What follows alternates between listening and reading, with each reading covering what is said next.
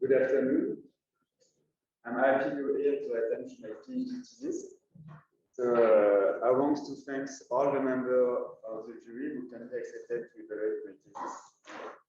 And so I work on the supervision of Jane Lawrence and James Maddy, and during my PhD, I developed mathematical tools to investigate the conflict between main preference and adaptation.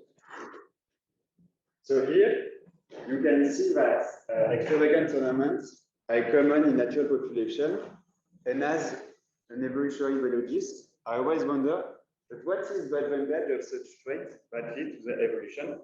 And the advantage may come from male preference.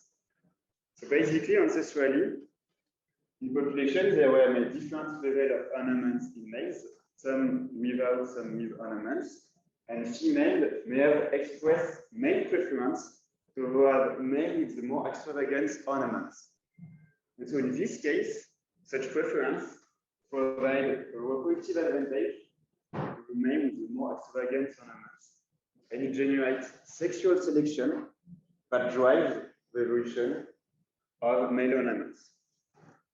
And in evolutionary biology, it is all often straightforward to understand the impact of sexual selections. But what remains challenging is to understand what drives the evolution of such male preference. And it is very challenging to understand how those male preferences evolve, because male preferences are costly. So for example, because of male preference, females may miss mating opportunity and remain unmated.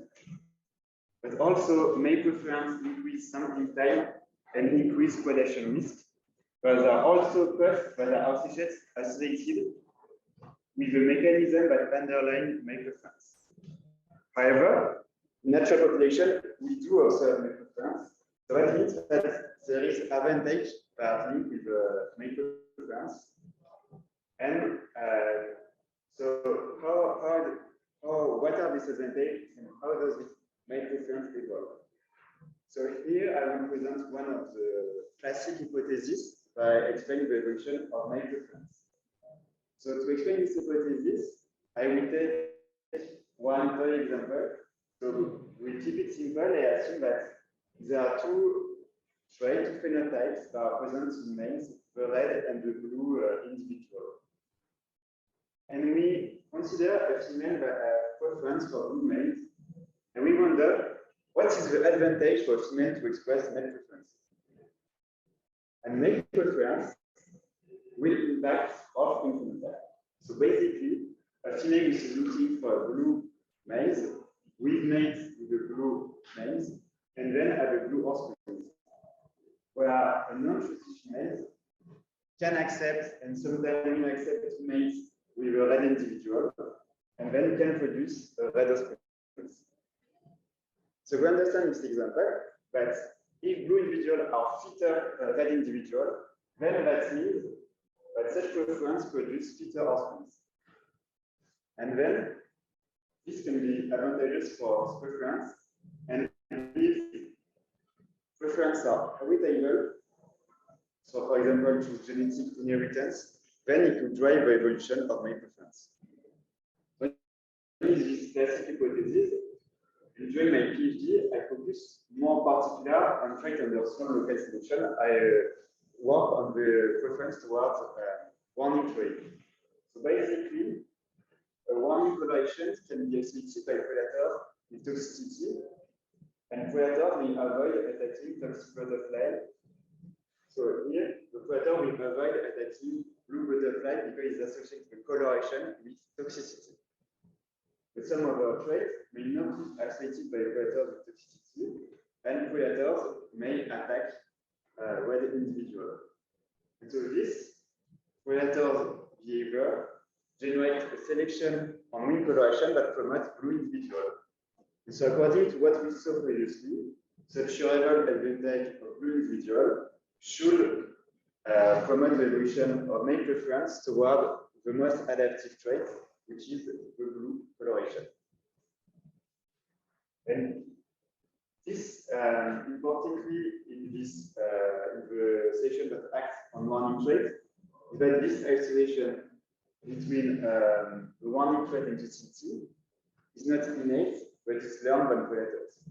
And so sometimes predators will attack a toxic butterfly, and when it happens, then predators will have a bad experience, and then after associate the warning coloration with toxicity. And this special selection, this behavior will generate a selection that generates a positive frequency dependent selection that protects individuals with the most common phenotype in the population. So, for example, because the blue individuals are common, it is very likely that predators already encounter blue individuals and then associate a warning coloration with toxicity. However, it is very likely that predators never met the uncommon red coloration and then attack the butterfly. And so this generates a selection that promotes the most common blue individual and leads to the fixation of one single warning trait in a population. So there is an example of this. So for example, you can see in the Étude species that one single warning trait exists within this locality, whereas in another Étude species, there is another warning trait which is fixed in another species. You can see here that because of migration, two warning traits can coexist because of the migration. And in this then, we observe an assortative mating behavior. So that means that individual mate more often with individual with a similar phenotype. And this behavior may be particularly advantageous because it always leads to the formation of well-fit offspring. For example, this mating produces an offspring with the common color pattern, which is well protected on predators. This is the same for the other assortative mating. But there is one thing we do not observe, it is disassortative mating. So disassortative mating is when individuals of different phenotype mate are mating, and it never happened in natural population, but some experiments have shown that this mating produces offspring with a good phenotype that are uncommon and suffer from high predation odds. So we can see that the selection that acts in wing coloration impact the evolution of mate preference. So that confirms what we saw previously. But the survival advantage of the warning trait promotes preference towards this warning trait. However, that is what we expect, but it's not what we always observe. There is exception to this. So, for example, in the species Heliconix numata, locally, here is our photo, we observe a local polymorphism. So, several warning traits are maintained within this locality, and we observe this assortative mating. So, basically, in this plot, you can see the mating behavior of a bicoloratus, so female with this warning trait, females. You can see here the female rejection, the word males with a different color pattern. You can see that female reject more often male with a similar color pattern and accept more often male with a dissimilar color pattern. And which is very strange, this is a weird behavior. Because when we look at it, that means that most of the bicoloratus females avoid mating with bicoloratus males, which are well protected by predation because this warning trait is common. And so females prefer time to mate more often with uncommon males that are less protected from predation. So to explain this weird behavior, we have to look at the genetic basis of the warning trait. So the variation of warning traits is controlled by one single locus with this dominant relationship. And we know that there is deleterious genetic mutation that associate with the dominant allele. And then an assortative mating can produce homozygotes. And this homozygote may be unfit because of this, the expression of this deleterious genetic mutation are always are just expressed within homozygotes. So in this example, we can see that if we want to fully understand the evolution of preference, we have to consider the genetic architecture that underlie traits. However, here we only focus on the production of male preference that enhance host-consciousness, but male preference are also involved with interaction with other species. And so, for example, male preference will mediate interaction with other species or objects. So here you can see on these pictures a male beetles will try to reproduce with the bottle of beer because the bottle of beer has the same color as female. Here you can see a monkey trying to reproduce with a deer. So that means that male preference will mediate species interaction with other species. And this may be partly problematic in toxic species because the positive frequency dependent selection that drives the fixation of one single color pattern within one species also drives the fixation of one single pattern between and of different species. So basically, all species look the same. So it may be very difficult for an individual to distinguish between all species. So if we illustrate this example, so basically we have different species, here symbolized by different shapes, that share a common color pattern, which is well protected because it is common in both species. And so preference toward this well protected color pattern may lead to mating interaction with an heterospecific. And that may be costly because it can lead to the production of unviable hybrids, but it may also be a loss of time and energy in an incompatible mating. And so we see that species interaction may limit such preference toward adaptive traits because this preference toward adaptive traits may generate reproductive interference between single-sex species. So during my PhD, I study when the preference toward a mal-adaptive trait will evolve despite survival advantage linked with the traits. And so in the first part of my PhD, I focused on the impact on the genetic architecture on the evolution of male preference. And in particular, I studied the impact of the genetic architecture of male preference and of the traits on the evolution of disassortative mating. The second part of my PhD, I studied the impact of species interaction on the evolution of male preference. And in particular, I studied this in mimetic species. And I also studied the impact of such preference on a mimetic interaction. And in the last part of my PhD, I take one step back and I wonder, but why should adaptive traits use in male traits instead of other traits that may be neutral from survival? And so this is the summary of my PhD, but today I will only present you a subset of my work.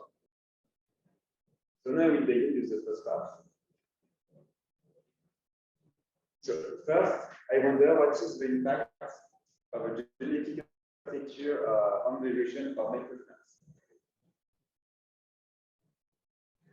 So when I first arrived in my team as a master student, I was asked to develop a mathematical model to understand the link between the genetic architecture of the warning trait winning heliconic stigmata and the behavior observed in the species, the disassortative mating behavior. And so working on this, I realized that disassortative mating, but wider than this example, and I realized also that there is a huge literature on the evolution of male preference, but mainly focused on the evolution of associative mating. And I was amazed by this work by Otto and colleagues, because as I was struggling with only do numerical simulation.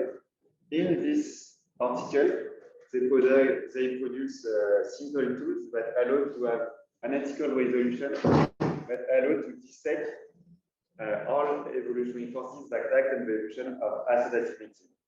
And I wanted to develop similar results on the evolution of disassortativity. So I adapted the previous work by Otto and colleagues. And so in this model, I assume there are two loci and one locus controlling the Q variation. And I assume two Q alleles. So basically, there are three different phenotypes in the population, two of homozygotes and the heterozygous phenotype. There are also a preference locus that determines the strength of disassortativity. So depending on this coefficient, female reject more often, we reject more often individual with a similar phenotype and accept always male with a similar phenotype. So depending on this value of these parameters, there can be different level of disassortativity.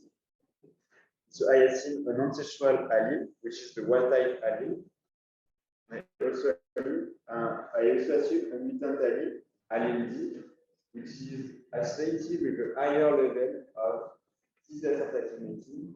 So we call this allele the disassortative allele.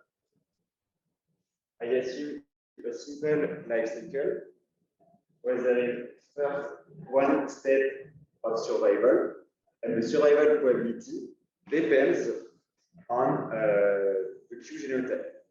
For each genotype, there is one survival probability. And so, for example, this may account for deleterious genetic mutation.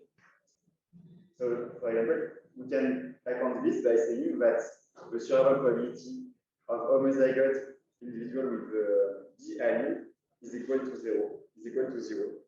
And then we can describe a situation with deleterious genetic mutation.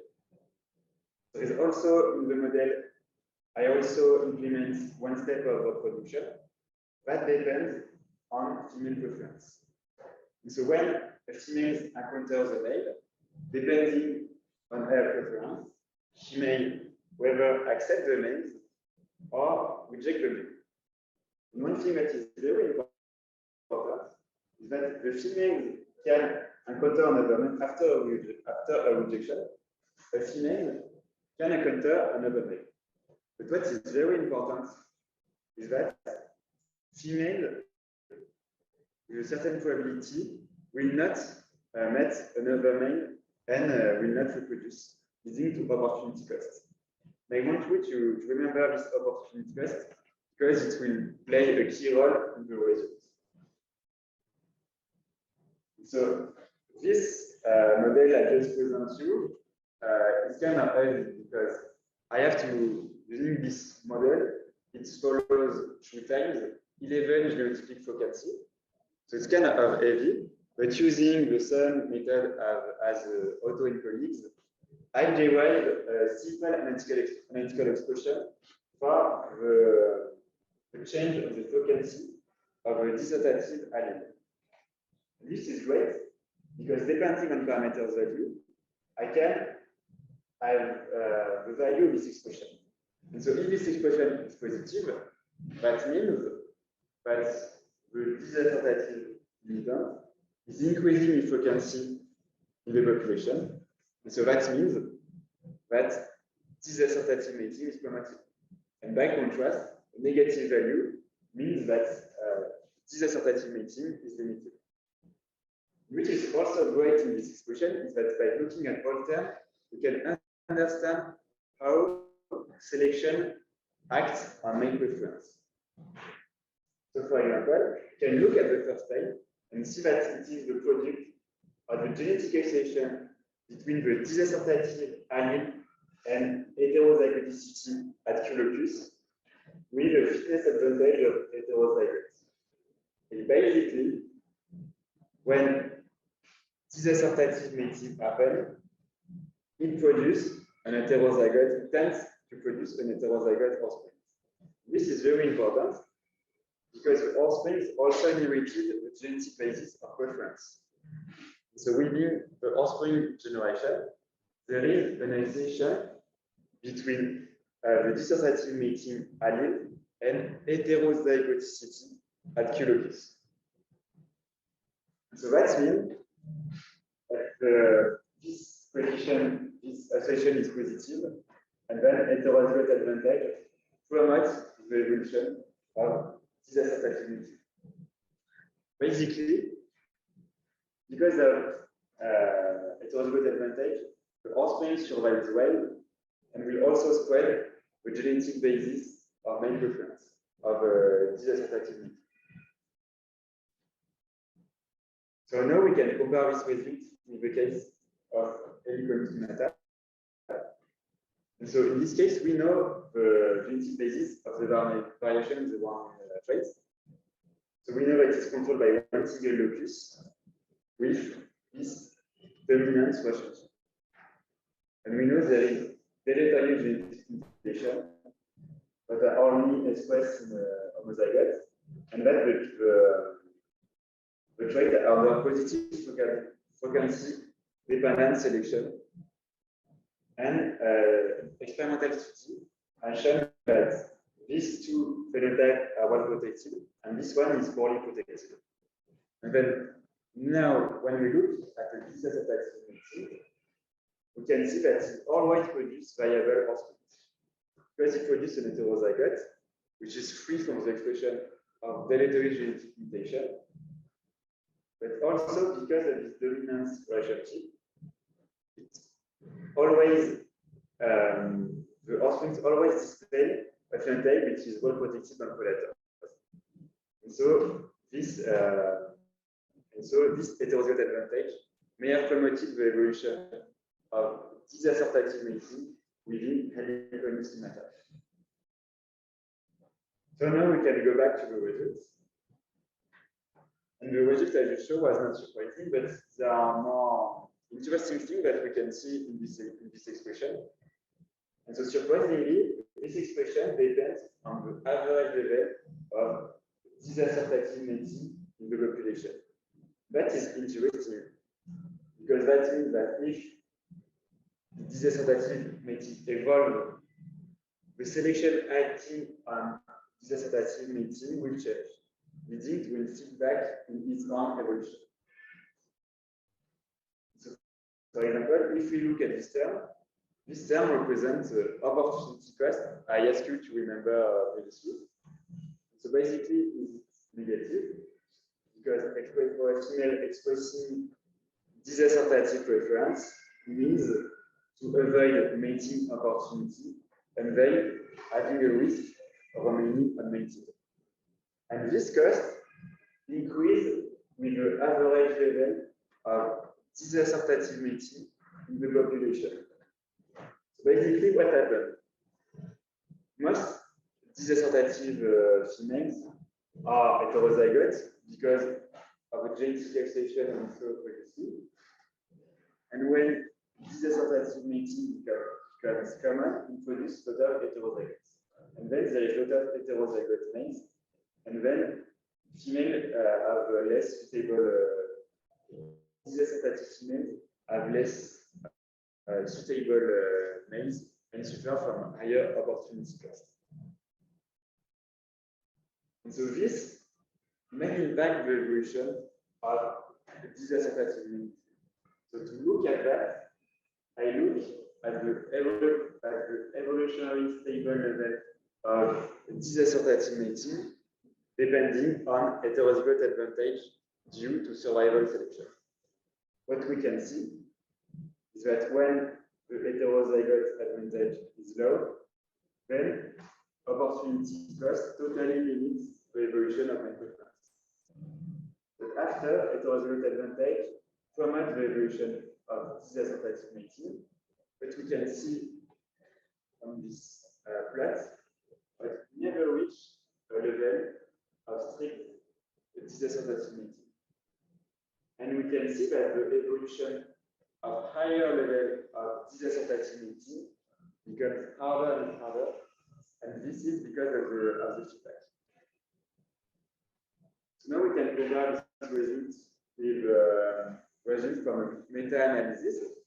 So this meta-analysis reported in more than 2,000 studies in animals measure of the strength of assortments. So a null value means that random mating is observed. Negative value means that disassortative mating is observed. And positive value means that assortative mating is observed. And we can see that the disassortative mating behavior is very uncommon compared to assortative mating, and that strict disassortative mating is very uncommon. And this is in line with my results, where I show that a negative feedback limits the evolution of disassortative mating. And by contrast, Working's work by Otto and colleagues shown that the evolution of assortative mating often ended from a positive feedback that increases its evolution. So in this part, I investigate the impact of genetic architecture on the evolution of my preference. And I show that genetic architecture can lead to the evolution of disassortative mating, but can, in some cases, promote preference toward mal-adaptés traits. But we saw in the introduction that species interaction also impact the evolution of my preference. And in this part, I study the impact of species interaction of the evolution of my preference.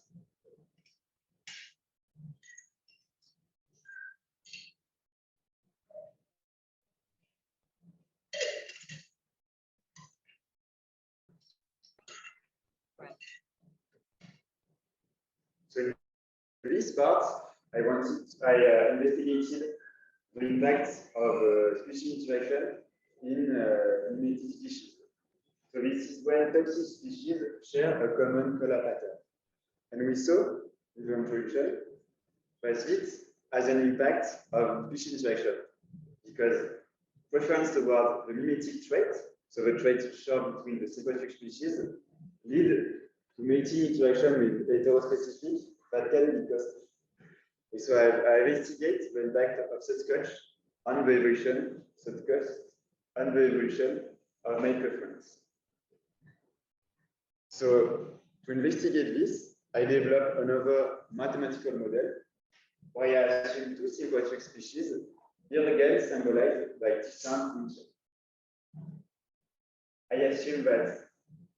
I assume a continuous phenotypic space where ancestrally both species display a different color pattern. And under some hypotheses, I derive an approximation of the evolutionary dynamics of the mean trait and preference. And so this defines a dynamical system where the variation of trait and preference depends on the selection vector and on the matrix the genetic covariance. So using this, now I use this dynamical system to investigate the evolution of my preference. And using this dynamical system, I study the equilibrium value of this dynamical system, and that gives me the preference at equilibrium. Here it is, I did it in species A. And so we can see that preference in species A are equal to the trait, the mean trait value in species A, plus another 10 that deviate preference away from the phenotype of heterospecific. So away from the phenotype displayed in species. And alpha is an expression that quantifies the intensity of species interaction. So I made a figure to illustrate this result. So basically, here we have individual from species B, and here we have individual from species A. And basically, we would expect females to express preference towards the individual because this color pattern is common and well protected. But because of reproductive inference may promote preference toward the red uncommon color pattern. And this is because this red color pattern is only displayed within species A. So if a female explains preference toward red color pattern, she avoids mating attempt with heterospecific individual of species, and then avoid the cost of reproductive interference. And this preference may impact the trait distribution, because such preference generates sexual selection. And then this male preference will promote give reproductive advantage to this male, and that may change the composition of the traits in species A, and then impact mimetic interaction.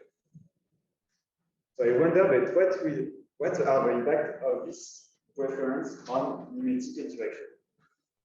So to study this, I use the same dynamical system, where I look at the impact of the strength of reproductive interference on the phenotypic distance between the two species. What we can see in this figure is that when reproductive interference is low, then the main evolutionary forces come from predation, and then mimicry evolves between species A and B. So predation promotes mimicry. With higher level of reproductive interference, then reproductive interference slightly limits this mimicry, and leads to an imperfect similarity. And with high level of reproductive interference, then reproductive interference totally limits mimicry.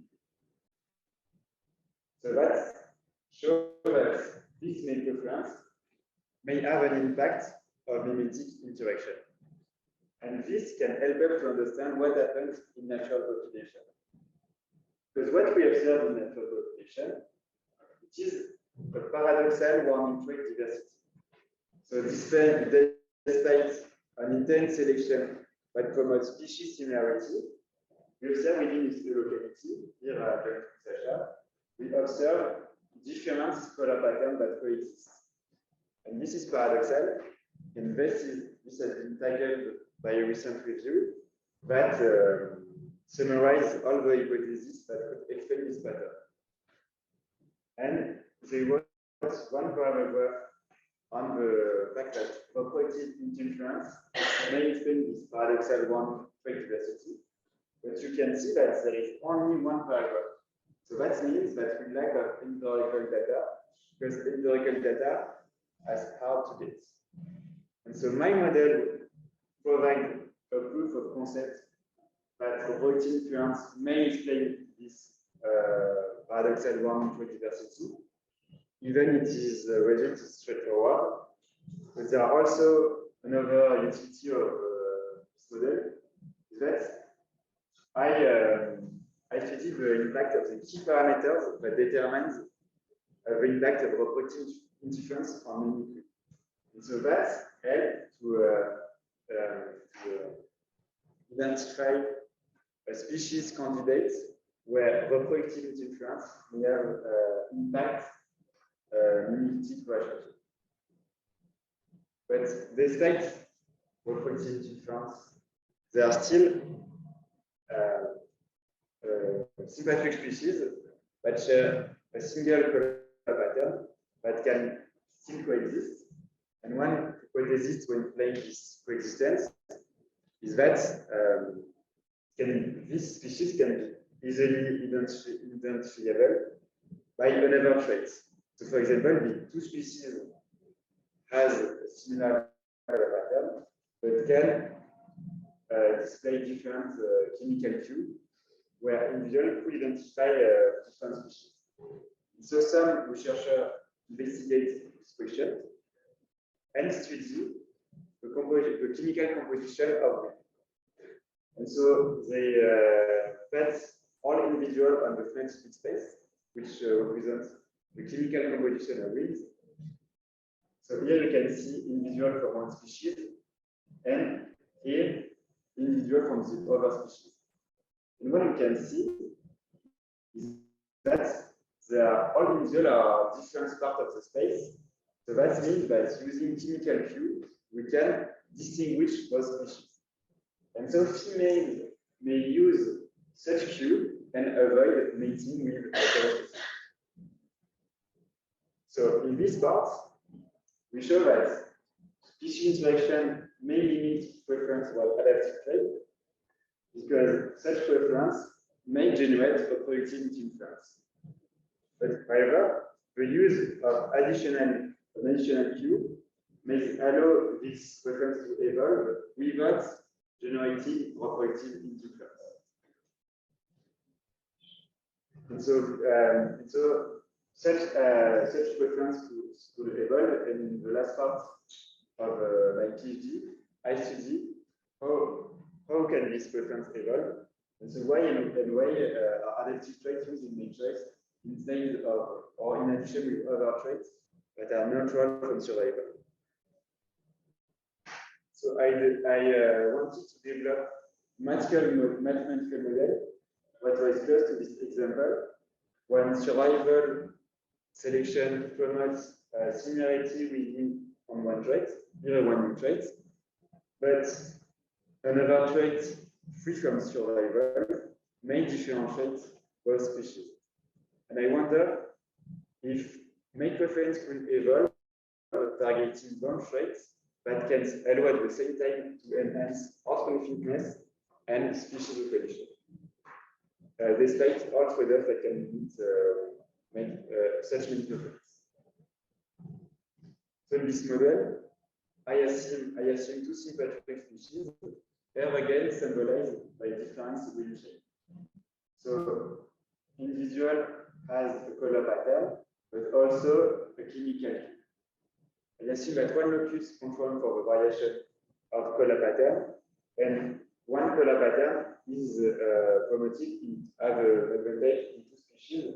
And so survival selection, the survival advantage of blue individual is promoted in two species. So basically, the two species we expect the majority of individual to be blue. And I assume that chemical cue are unlinked with survival. And I study the evolution, the genetic evolution at a preference modifier that determines the relative importance of each trait within mate preference. And so basically, from one extreme value, mate preference are only based on the traits linked with survival, when for the other extreme value, mate preference are only based on the traits unlinked with survival. And all intermediate values are cases of multiple trait preference with different relative importance. So in the pink area, that means that it is multiple trait preference mainly based on the traits linked with survival. And in green, it is also multiple trait preference, but mainly based on the traits unlinked with survival. Then I study the impact of the trait of survival selection and on the trait of protein difference on the evolution of this parameter, of this coefficient. And we can see that, as expected, survival selection promotes preference toward the trait linked with survival because it enhances offspring fitness. And reproductive interference promotes the evolution of mate preference on the trait unlinked with survival because it is more likely to discriminate both species, and then it enhances species recognition. And what is interesting is that multiple trait preference can easily evolve. And so, for example, in this area, the white area, all coefficient, all traits have the same importance in preference, and such preference may be particularly advantageous because it enhances at the same time offspring fitness and species recognition. However, this result was obtained without opportunity cost. In some population, males can be uncommon, and then missing a mating opportunity can be costly for females, but can remain unmated. So what happens if we consider opportunity cost? So I did the same plot, but assuming opportunity cost. But what you can see is that totally changeable. But especially in this area, we can see that it's not the same. And we can see that here there was before multiple trait preference, and now there is only preference that are only based on one single trait, which is the trait under sexuelle selection. And this is because opportunity cost promotes male preference toward the trait under sexuelle selection. And because both traits differ by the phenotypic diversity. Because the selection of a survival advantage of blue individual reduce the phenotypic diversity on this trait, whereas there is no survival advantage for chemical cues, so the phenotypic diversity is higher. And so for a female that is looking for blue males, the female will only miss this much mating opportunity, whereas a female which is looking for male with this chemical cue miss this much mating opportunity. So that means that male preference towards trait under natural selection are less costly. So opposite cost promotes preference towards the traits under linked to survival. And this effect becomes stronger with higher opportunity cost. So in the previous part, we saw that species interaction may limit preference toward adaptive traits, because preference toward adaptive traits may generate or cognitive influence. Here, I hypothesize that the evolution of preference toward an additional trait may allow such male preference to evolve, because it allows the evolution of such preference without generating or cognitive influence. So in this part, I show that yes, it can evolve, but it is not always the case. It may not always easily evolve, and that depends, for example, on opportunity costs. So now I will conclude this presentation. So during my PhD, I focus on the evolution of preference toward mal-adaptés traits. I mainly focus on two sources of selection for this. I focus on the impact of genetic architecture and the impact of species interaction. And we could think that preference toward mal-adaptés traits could be in common just specific to some examples. But I have two arguments that may explain what may be more common than expensive. First is that the survival advantage impact the genetic architecture. So if we consider a case where two color patterns are well protected in two different localities, but in fact, color patterns are very complex phenotype that may be controlled by a large number of genes. And we could assume that each well-adapted phenotype may result from adaptive combination of alleles across numerous species. And then in the ovoid zone, in this mating, the combination may break the adaptive accession and lead to the formation of unfit offspring. And then this survival advantage may promote a suppressed recombination between the adaptive combination of alleles that may lock together the adaptive combination and always lead to the formation of well-adapted offspring. And so the survival advantage may suppress a combination between adaptative combination of alleles, and this suppression of a combination may have captured and promote the accumulation of the heterogeneous mutation that can in turn limit preference toward adaptive traits. Also, survival advantage impacts species interaction. Because in environments when one trait is promoted, then sympatric species are And then this increases species similarity. So the survival advantage will promote species similarity, and then in turn increase reproducibility influence, but will limit preference over adaptive traits. So I will conclude this presentation by saying that the conflict between main preference and adaptation may be more common than expected because of this relationship. So now I will finish this presentation by thank you, Lou, all people with you. Was lucky to work during this year. So I want to thank you, Kevin and Charlene. I want to thank all my collaborators and support from the lab. And I thank you all for your attention.